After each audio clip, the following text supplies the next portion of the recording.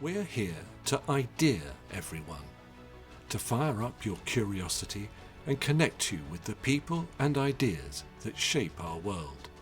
Watch, listen, understand, connect, create. Let's move the human story forward together. Welcome to ideaXme. Madison Square Park is a green haven in the heart of New York City. And since January 2023, the park and a nearby courthouse have seen the installation of some dramatic public artworks. The show is called Havah, to breathe, air, life, and it is on view in New York until early June 2023. It will then travel to Houston. The pieces on display are the work of the artist Shahzia Sikander. Shahzia, it's very nice to have you with us. Perhaps we can start by asking you to tell us a little bit about yourself and your background. Very nice to be here. Thank you for inviting me. I am currently here in New York, and I am a visual artist. I have lived in New York since 1997. So I guess I can call myself a New Yorker. And I also have family in Pakistan. I grew up in Lahore, and I lived there and worked there as a young artist, and then came to the US as a young adult.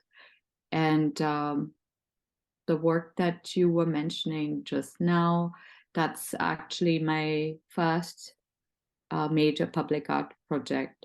And it's very exciting for me to have the work in New York City and to be able to create and respond to the city and to participate, especially post-COVID of sorts.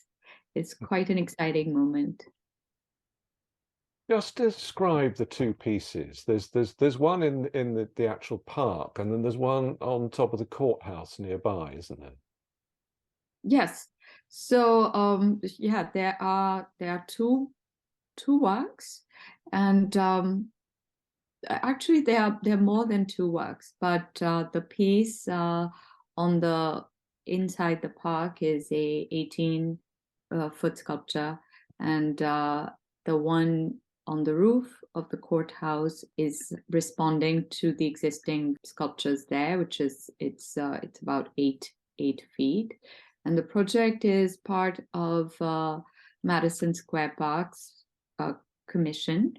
They do 2 projects a year, and in my conversations with them, which started about 2 years ago, I was keen to see if there could be a work that could involve the courthouse. And so it was a series of conversations that got started, and thus the proximity of the courthouse is an exciting idea that's been activated through these works, as well as through a AR lens that allows the piece, which is on the roof, to be experienced on the ground by parkgoers. Now, AR, augmented reality, how does the audience use that to experience extra dimensions of these works? It's very simple. It's through Snapchat. So it was a lens called, it's a lens that was created, which exists in Snapchat now.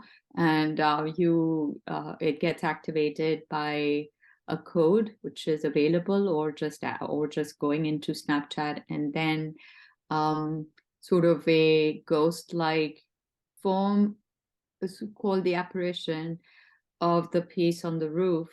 It comes about, and you can walk towards the form, you can walk around it, you can interact with it, you can look at it from all different angles, and then it'll appear in a kind of a random combination, so you don't know where to expect it, but when you see it, it allows you to walk towards it and come really close. So you can really get to see it in a manner that you can't from the street level when you're looking up. And what themes are you exploring with these works? Both these works have a very strong presence of the feminine, and I think for me that's really a theme that's just prevalent in my work, using the idea or centering the idea of the feminine as something which is very fluid and also non-fixed. So it's not just the body itself, but how the body can loop in and out of itself, and how I can think of it as something more amorphous like the self. But it's also about the body as a site, perhaps of resilience for women. And many elements in the form, in the sculpture, have this sort of self-rootedness that happens. The legs are self-rooted back into the body in a similar manner, the arms. So there's this play with the idea of the feminine carrying its roots wherever it goes, or the resilience, or also suggesting sort of the paradox of rootedness. For me, that's something that often comes up, where you question what's authentic or what's assimilation, what's a foreign, what's the idea of the foreigners versus the local. So these sort of the interstitial spaces that get activated, there's a lot of that happening in these particular works. And I think in that sense, the AR also allows just an added dimension to that by offering this a form of the feminine that you can't fully capture because it's fleeting. It's something that is so swift or hard to pin down, or hard to define, or hard to contain in a box.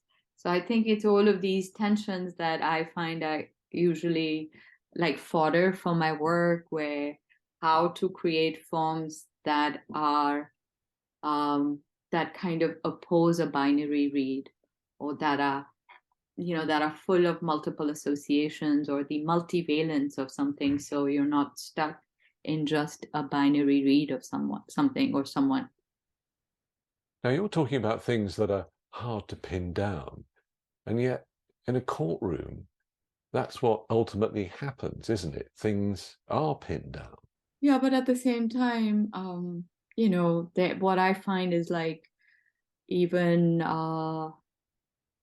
the juridical norms are often, they get reevaluated, they get interpreted and there's a kind of a change or movement in a similar manner. So they both art also, they both embody a dynamic which may be connected to its present moment, but over time it's not just a non-evolving idea. It has to change and shift in conversation with its present time as well.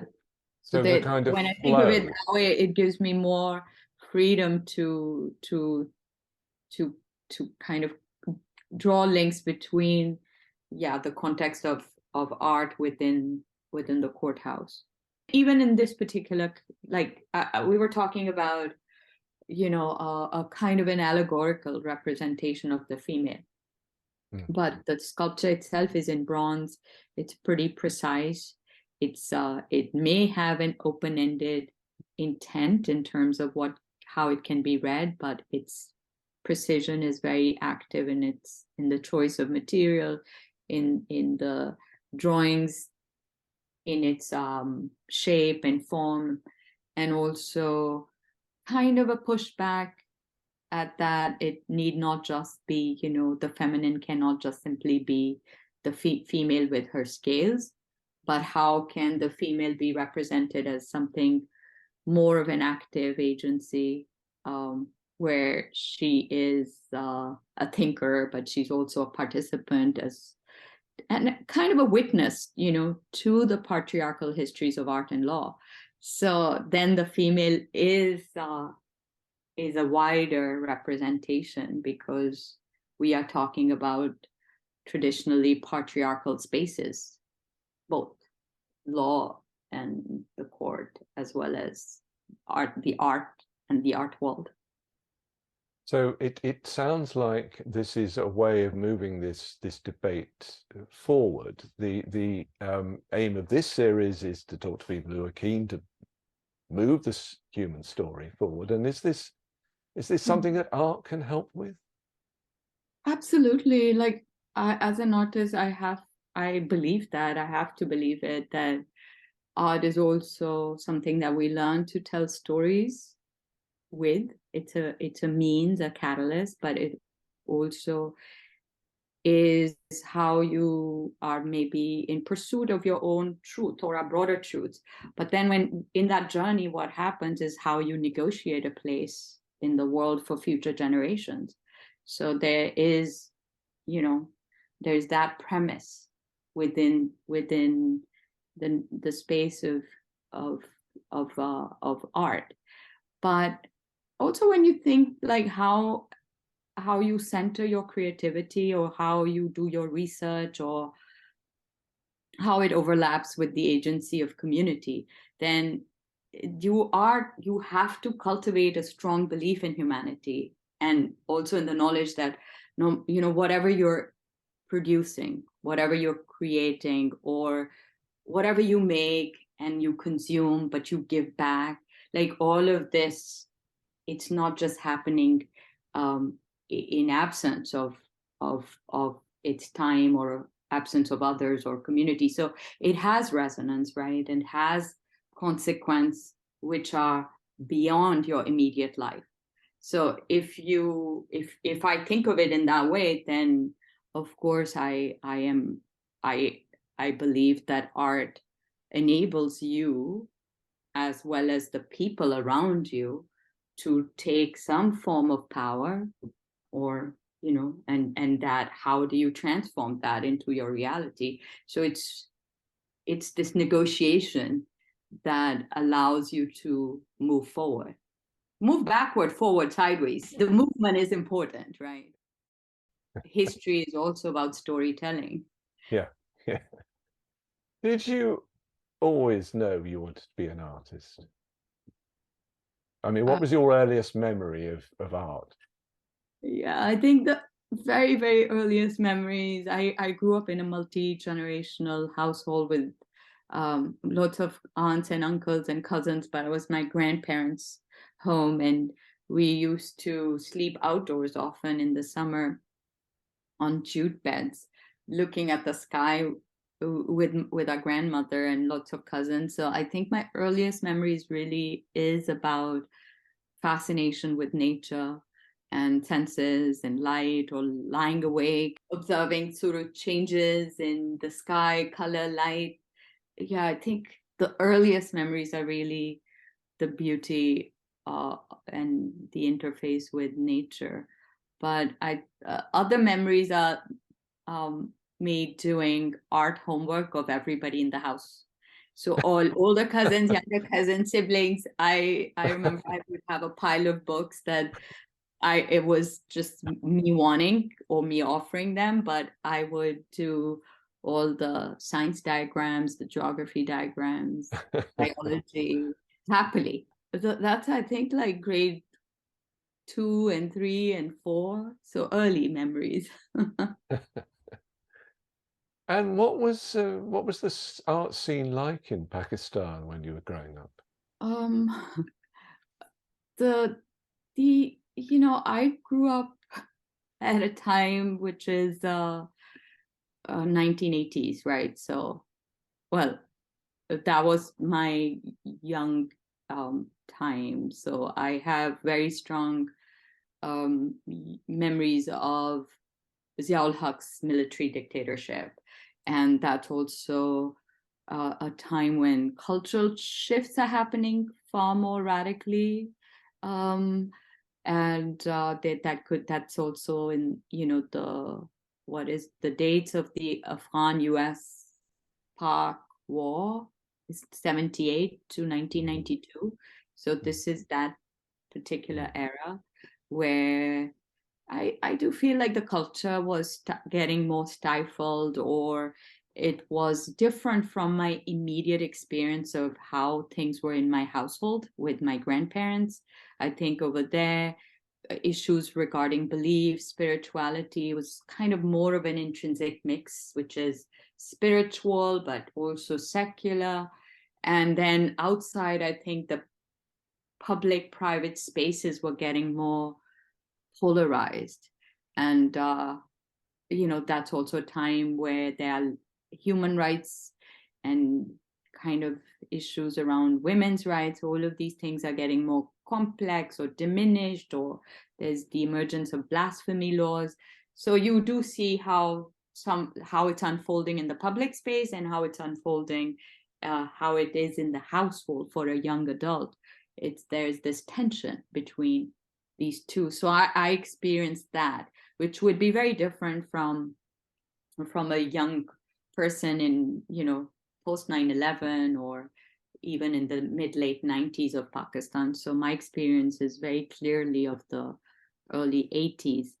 And at that time, I think I just was gravitating often towards women, and mentors were usually women, or maybe because public schooling was often not co-ed. Like I went to the Koenig College for Women before I went to the National College of Arts, and that was just a place where I think I was interested in mathematics, so I was studying math, and then I don't know, I think I wanted to gravitate more towards the humanities because of this kind of climate where you wanted to be able to talk and have debate and understand what dissent was and what were the kind of intersections of community and poets and writers and thinkers. So that's how I think it kind of pushed me in that direction, and I ended up visiting the National College of Arts and the school, and I was like, oh, I really like the environment here, and then I decided that I would, without my parents' knowledge at that time, just sat for an exam, which was a kind of a exam for the entire country. It's like a federal exam, and I did well on it, and I ended up getting into the art school. And once I had that all sorted out, I think at that time I was like, oh, I really want to study this. And I remember initially in those years, going to an art school, especially the National College of Art School, was not the way it's considered now. There was still some reservation. And I think I initially got myself from my kind of family commitment that I could go and study architecture. I don't know why.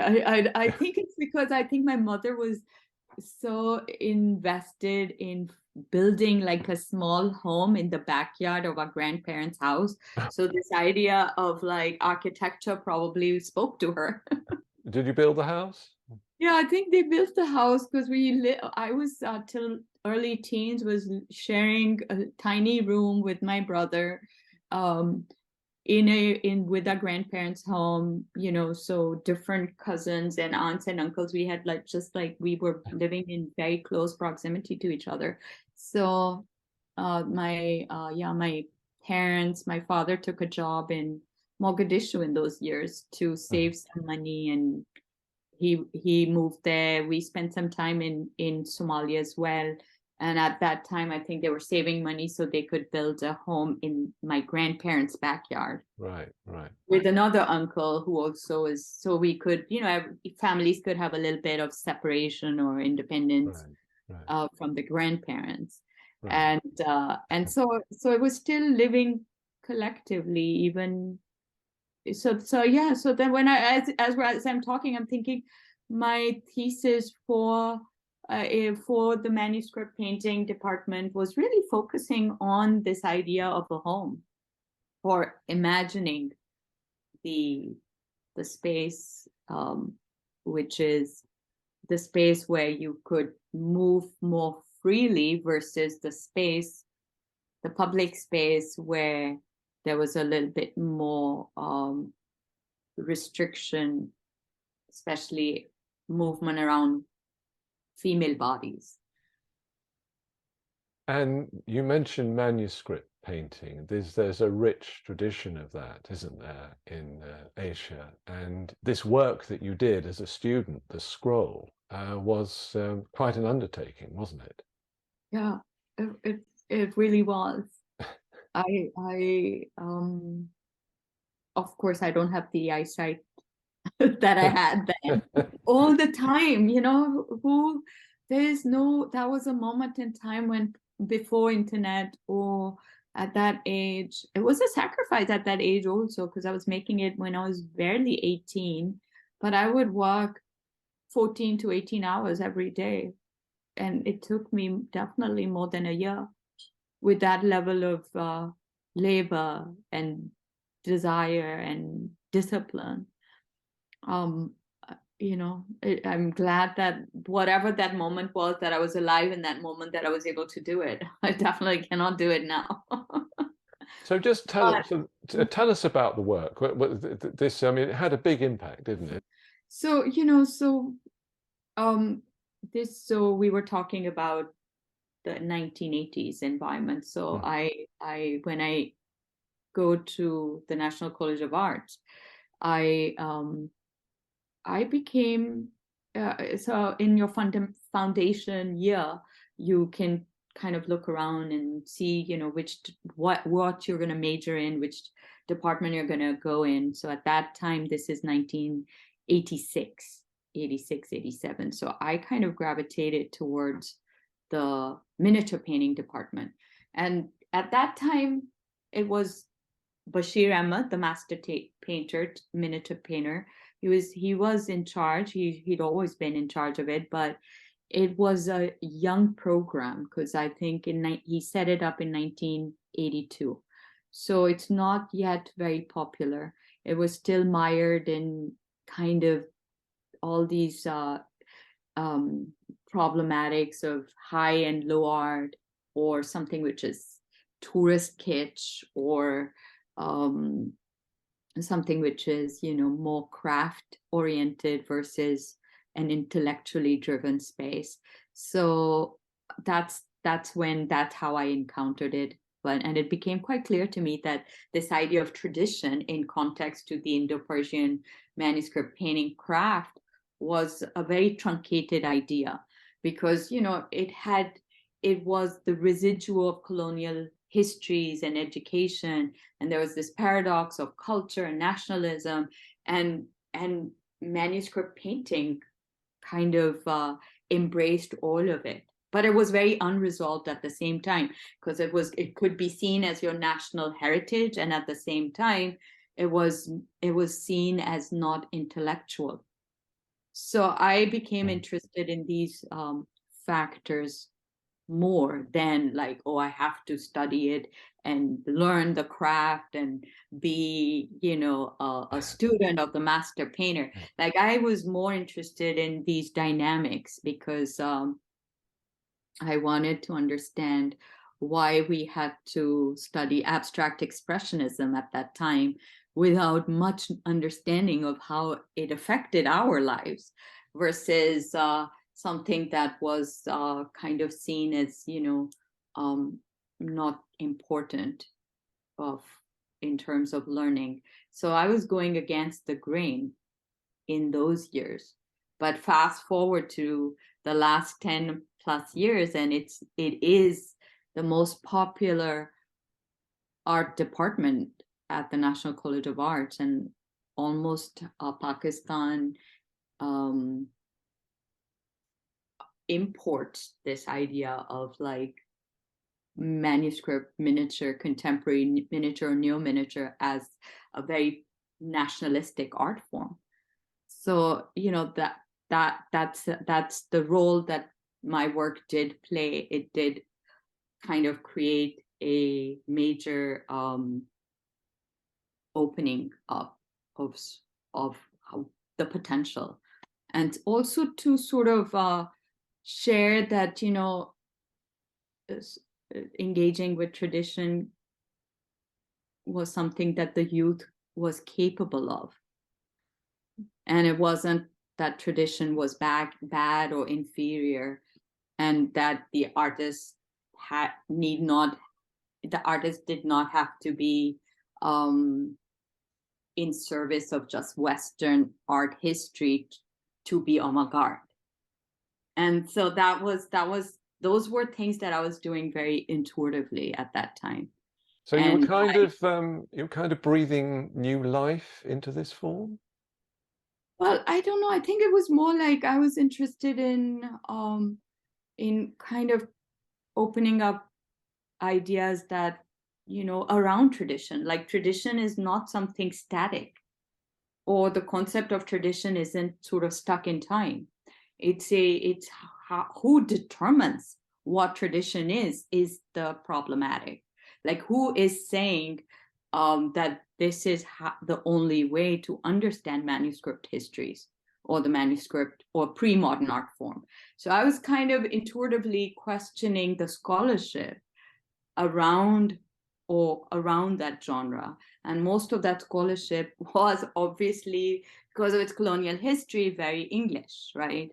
So it was always the outsider. It was a very male, white history. And that was intuitively what was not gelling. Like, it seemed like that's just one kind of dismissive way of talking about manuscript traditions as very descriptive or unintellectual, or, you know, I wanted to imagine them in more kind of open-ended ways, where they could be seen as a portal into incredible, fantastical worlds, as well as their plurality playing kind of an important role in pre-colonial histories as well. So that was all intuitive at that time, because there was not much of a art historical armature available to have these critical conversations, either around English conquest or its dispersion, or the revival of the arts within the academic institution. So, you know, at that time, sort of this identity of how it could be a Pakistani art form was still very much in flux.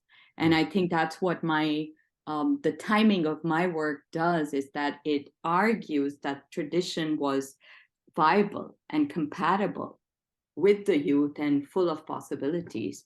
And I think that's what happened is I finished my thesis, and I'm still, you know, 20 or 21, and I get asked to come and teach with Bashir Ahmed right away. And so that gesture itself encouraged other students on the sidelines that may have been wary about prejudices around craft-based work to suddenly engage with the manuscript painting tradition with experimentation. And so that also happens in 91 and 92. And then as a young artist, I think I got immediately disillusioned with the politics of academia. That's when I was like, oh, I didn't want to deal with those you know, tensions of being policed, of where your alliances have to happen. Like, I was still very young and idealistic. I was like, I want to make my art.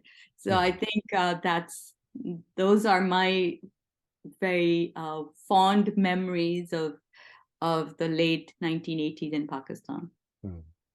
And the work itself, the scroll, just describe that for those who might be listening rather than watching the interview, because it's rather bigger than the miniature paintings one might have seen in traditional works, which were in part of books, weren't they? The pictures were part of manuscripts. Yeah. So how I see it, yes, it's about 5 feet by maybe 14 inches. And it is how I created it was I was painting very in abstract ways on large scale canvases and sketches that were far different than the scroll, right? So I'm creating all these experimentations before I can finalize a composition for the painting, which has to be done in a certain manner, where every tiny square centimeter or millimeter has to be accounted for and filled in with detail and a certain way of applying paint and pigment. So I started very broad and abstract, and then I kind of kept reducing and adding layers and going deeper and deeper right into the pores of the paper. That's how I see it. But it's a horizontal format, and it kind of uses the idea of a interiority of a space, interiority of a home. It's not literally the home that I grew up in, but it is looking at the interior space. And I was looking also at other at Safavid painting traditions, because they also represent, there's a lot of different ways of how the interior and exterior play a role in especially of Sufi philosophy.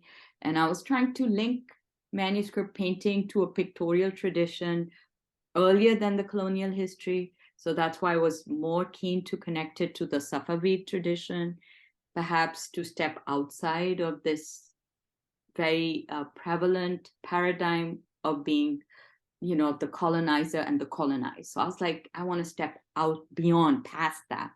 And then I was also looking at other artists like that were engaging with local vernacular, like architecture. So Nayyar Ali Dadal, his work, he's an eminent Pakistani architect. So how he was engaging with Islamic traditions in terms of architecture and geometry. So there are other things that I was looking at. I was also looking at filmmaking. So I was looking at I've always really liked Kurosawa. So the depiction of movement and scenes that can be that can play themselves out in contrast. So black and white, but playing with color, but thinking in terms of negative and positive, and how that rhythm can move the idea of narrative in a scroll format.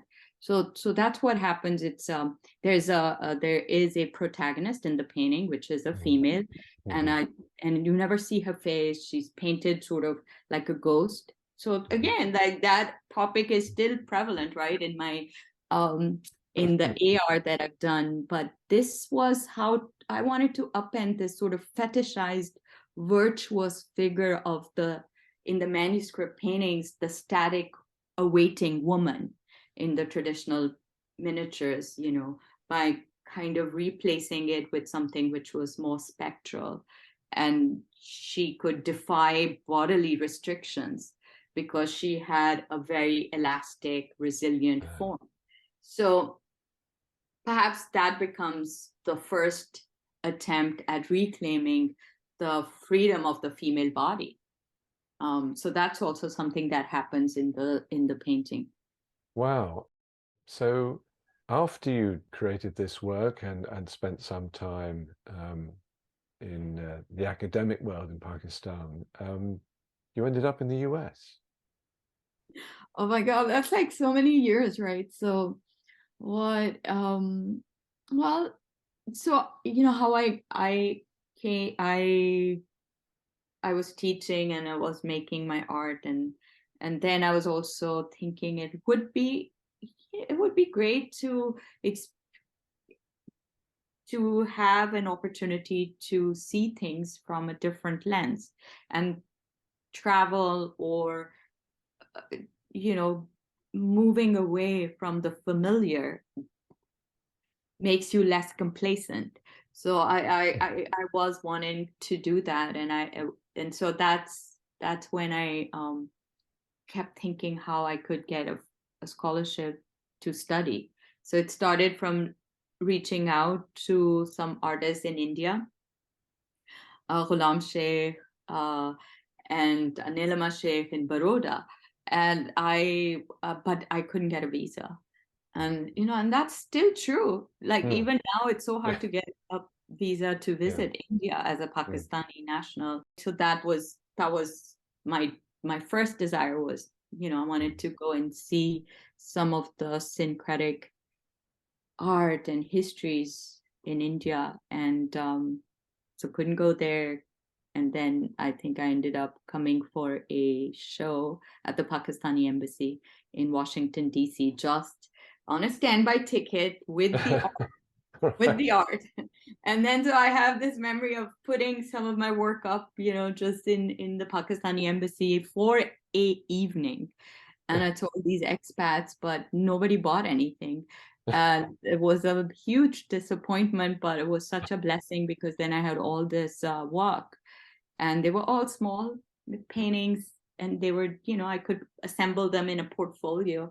So I ended up calling up many art schools and taking my work physically to whomever I was able to get a meeting with. So I ended up getting into several art schools and negotiating a financial aid for myself. But the world, or the art world, everything was, it was a different moment. We're talking 92 and 93. So I end up like changing my tourist visa into a student visa. Mhm. And went and spent 2 years at the Rhode Island School of Design. Mhm. And yeah, so that's the beginning of another journey.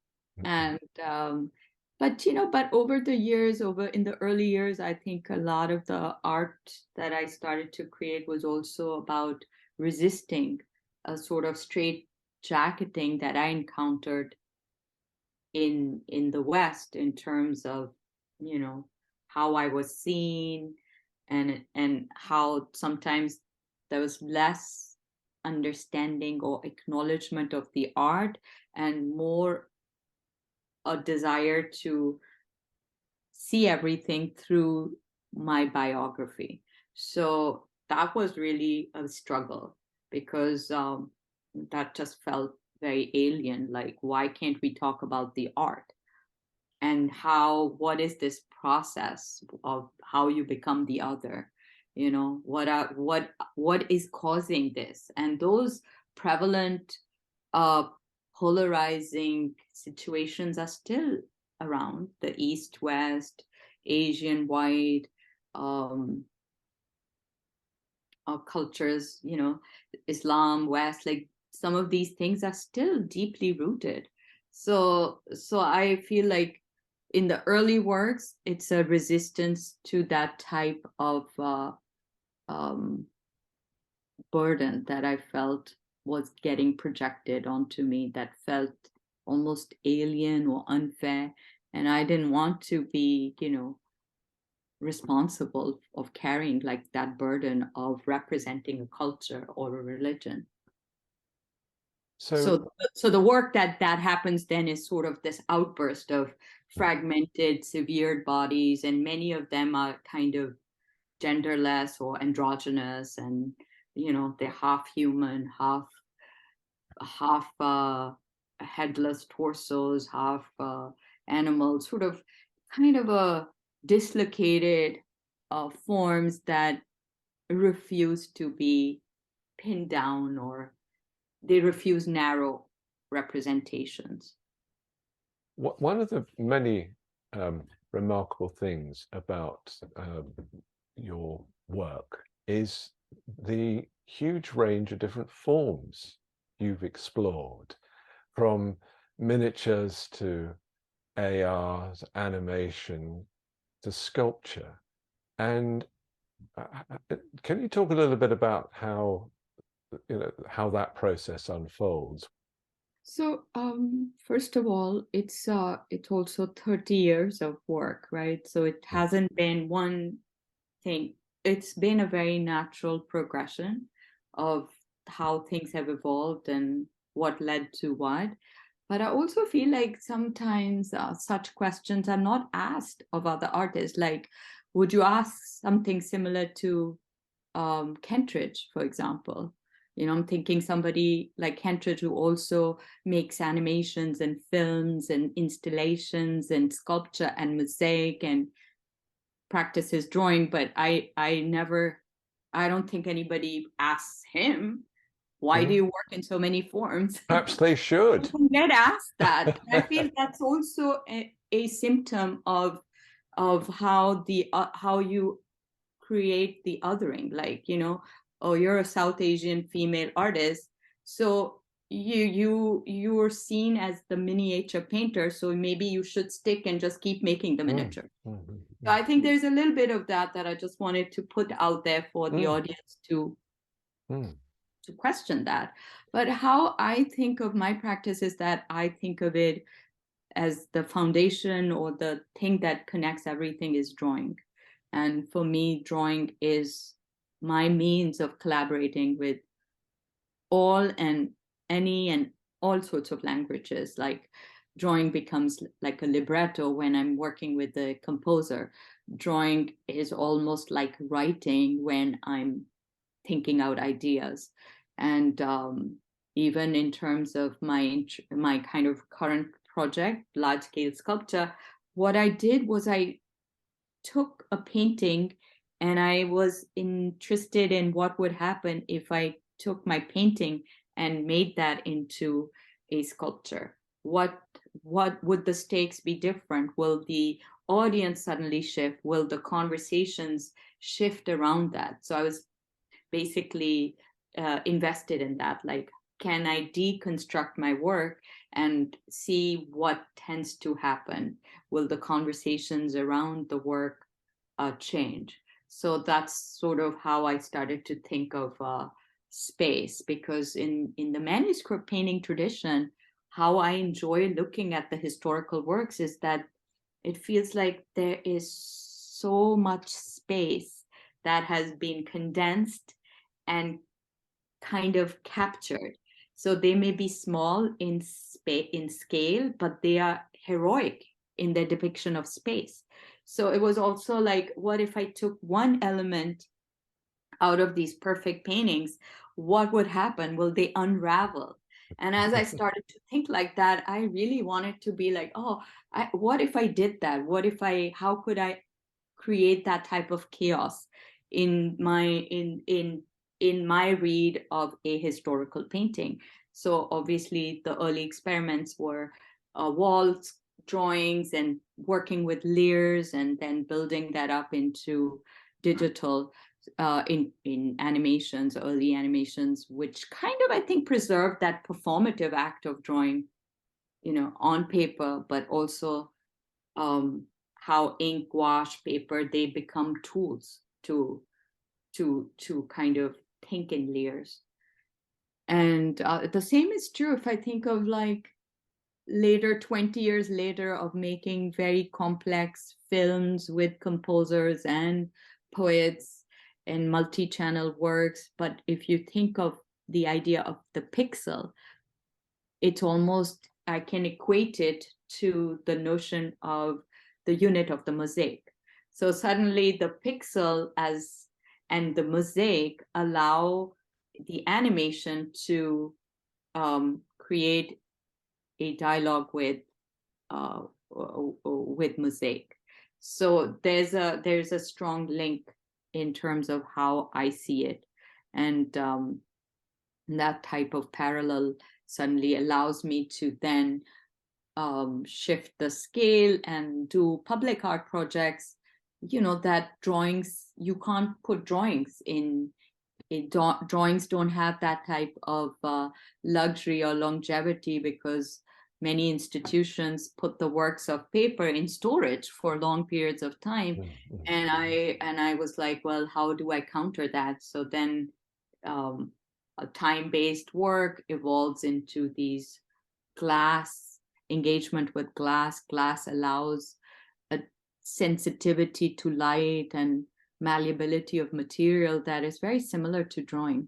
The current show in New York does make use of some technological innovations, and some critics have been perhaps a little skeptical about technology and art. And what's your take on technology? Does it have something to offer the art world? Oh, absolutely. Technology is changing, right? So it's what was innovative when I was experimenting in 2000, there was no high definition then. So it's constantly keeps you on your feet. So it may be seen as something very innovative and experimental conceptually and philosophically, but it's also something that is that gets dated really fast as well. So it is something that is constant too, and it's not just so it's this dance with technology, which I find very exciting, and also something that I don't want my work to be subservient to a software ever. So I'm aware of how much negotiation I want, and at the same time, I'm very dependent on my skills as a draftsperson or my ability to draw, and so the control resides in my hand.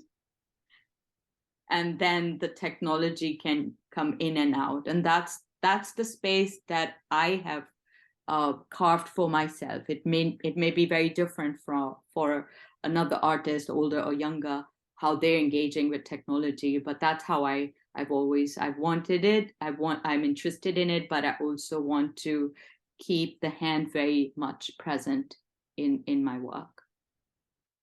I also noticed that in your statement accompanying the Madison Square Park show, you mentioned this phrase, thinking through your hands.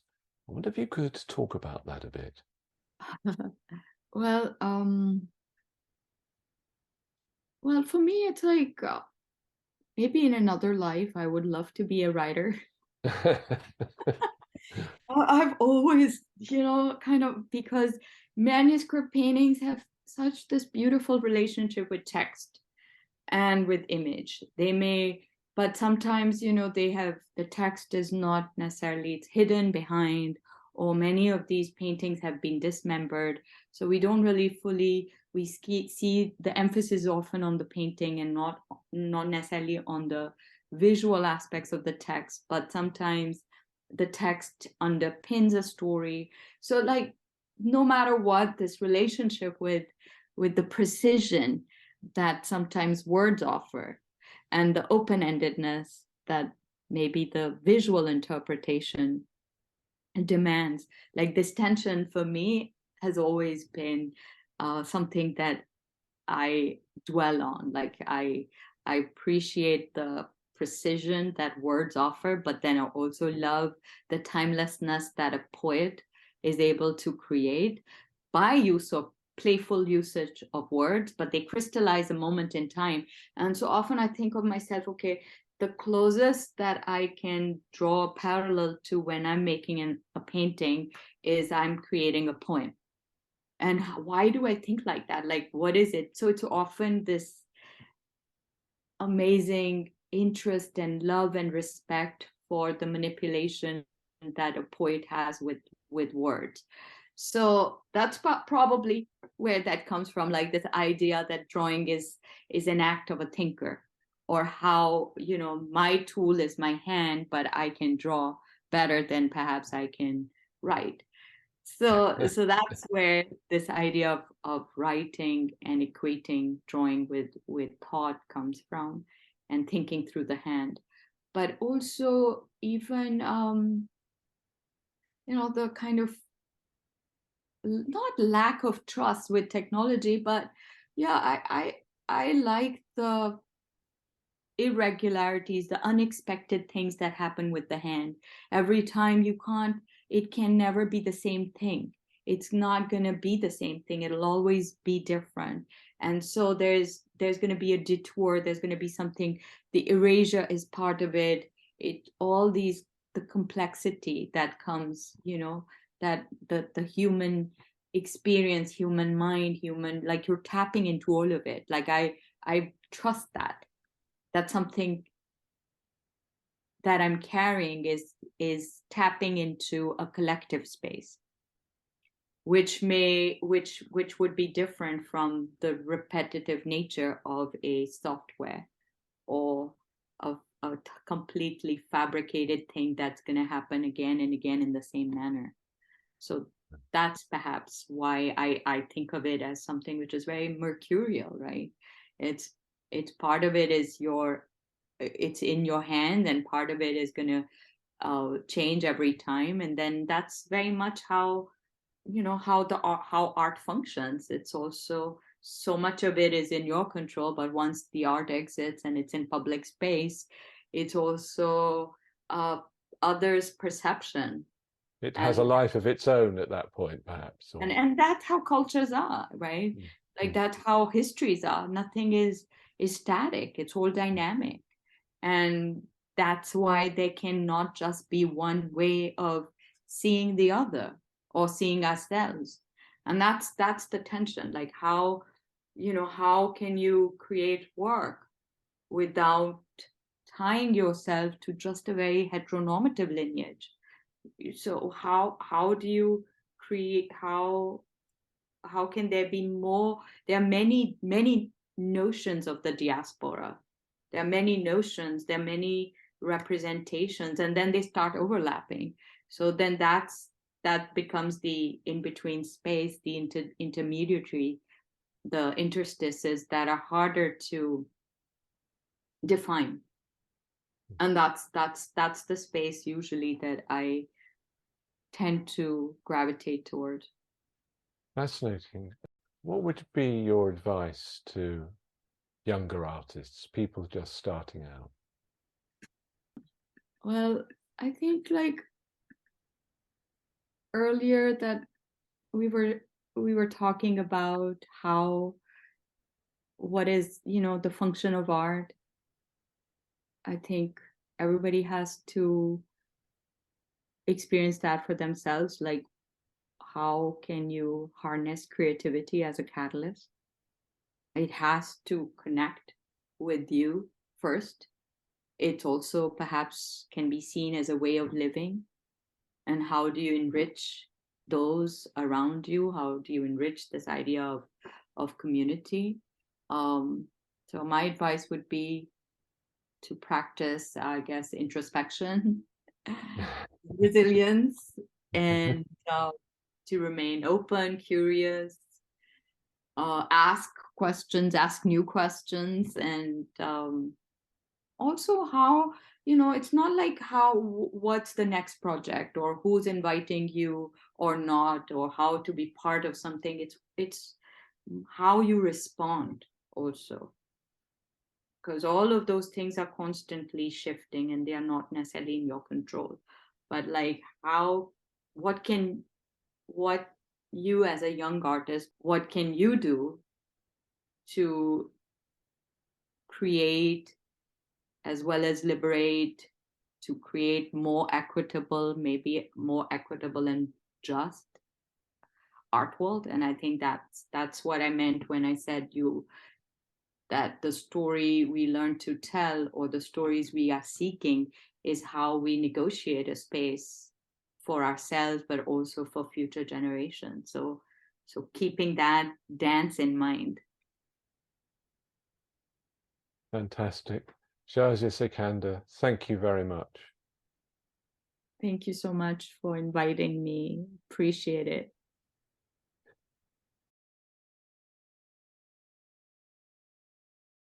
Thank you very much for being with us for this episode of the ideaXme Show.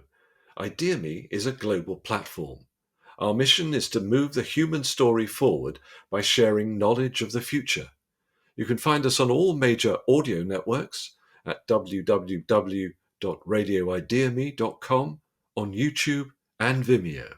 Please subscribe.